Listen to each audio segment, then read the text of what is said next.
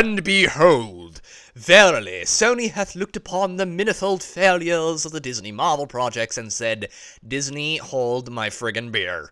Look, I said that we would continue to see ESG bait, but I had no idea that Marvel and Sony would choose to punctuate that statement with such apt timing. Ladies and gentlemen, we have 4 new girl bosses as we get Madam Web and her team of chicklet-brained Valley Girls. Look forward to hearing Uptalk for the entirety of the film, fighting an evil version of Spoderman-ish.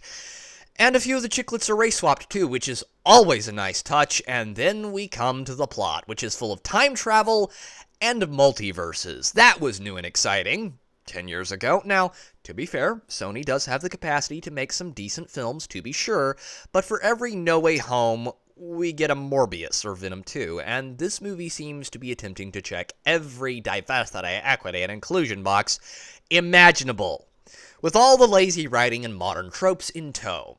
So let me pull out my DEI bingo card. We have strong, diverse female protagonists. We have a girl, that's the key to everything.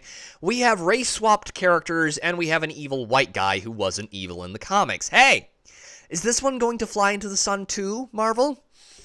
But now, ladies and gentlemen, a little optimism in these dark times. Maybe the film will be good. The fight scenes mostly didn't show a 90-pound chick beating up a 150-pound dude, which is refreshing. She actually seems to have to learn how to fight and use her powers. But that brings us around to another sorta kinda problem. Behold, it is yet another origin story. It's not like we've seen that a gajillion times before.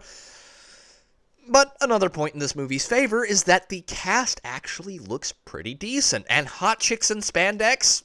Hey, it has some appeal on that merit alone.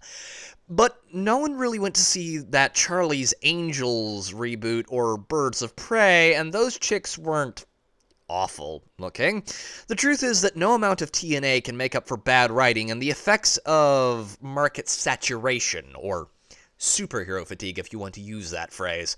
And speaking of that, we have the timing. Look, if this had come out at a better time, or just any other time, people would have been probably a bit more enthusiastic, but directly after the Marvels, the biggest flop in MCU history, we get yet another team-up of derivative characters who bear about as much resemblance to their comic versions as I do to Shaq. Now, I have never been a massive comic guy, as I have stated before on this channel, but after doing an almost 4th grade level of research, I noticed that the OG Madam Web was an older lass with a wee bit of a difference in her appearance. So, we are getting a team of derivative characters led by a derivative character of a derivative character. Who is this supposed to appeal to? Well, BlackRock and Vanguard, naturally, but the actual fans, do they care? Heck, even the normies are checking out of the MCU at this point. You can't just shove a bunch of chicks in the spandex and expect a film to sell, Marvel. The Marvels has proven that point for me aptly enough, so really, I don't see this movie doing too well. But tell me what you all think down below. This has been Pete, the Radical Nerd, signing off.